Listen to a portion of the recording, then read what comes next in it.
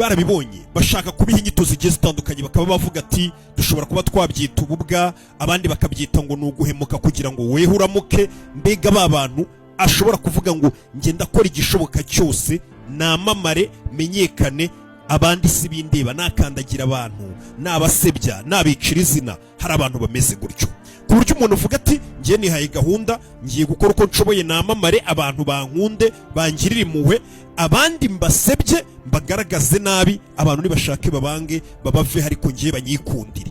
Ariko mu by'ukuri ntabwo ubuzi ngo uri gukorera iki noneho babandi uri kuvuga nabi, uri gusiga icyasha kugira ngo iyo sosiyete ikubone neza, ikugirire impuhwe, bumve ko ari weho umuntu umeze neza.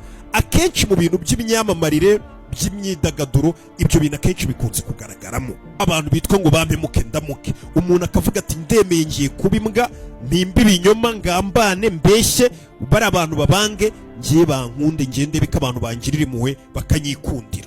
Ibyo bintu bijya bibaho. Ibi ngibi rero twabibonye he? Ibi ngibi twabibonye mu gitabo nyuma y'imyaka myinshi.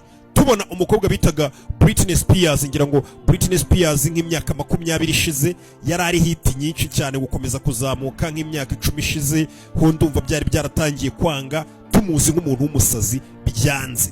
Ariko uyu numwe mu bakobwa bakoze ibitangaza bihambaye cyane. Britney Spears abenshi baje kwishyiramo ngo umukobwa wari umuhanzi ashoboye kuririmba, afite impano idasanzwe, aza kwijandika mu biyobyabwenge, biragenda biramwica, akagerwa mu itangazamakuru ngo yarwanye n'abanyamakuru, yakubise abapaparazi, yiyogoshesheje, yasinze, yambaye ubusa, yakoze amafuti yose, amahano yose abaho. Abantu bakavuga ngo yari mukobwa kiko yari akaga, ariko ibiyobyabwenge yijanditsemo bikaba bimurangije.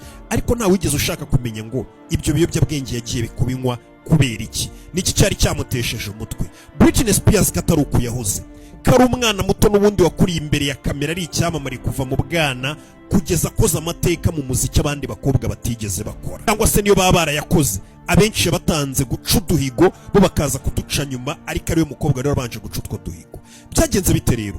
Uyu mukobwa yaje guhura n'ikibazo gikomeye mu gihe kingana n'imyaka 20 tumucira urubanza, twumva ko ari umukobwa wananiranye wijanditse mu biyobyabwenge, mu gihe uwamuhemukiye, wamuraburije, wamugize gutyo we yari ari kwamamara, abantu bari kuvuga ati dore umuhungu w'umwana mwiza, dore umuhungu w'inyangamugayo, ariwe Justin Timberlake. Hanini ibi ngibi byagaragaye mu gitabo cyitwa ngo The Woman in Me. Ni igitabo uno mugore Britney Spears ejo bundi mu mwaka wa 2023 yasohoye kino gitabo cyitwa ngo Umugore muri nge, niko yise icyo gitabo.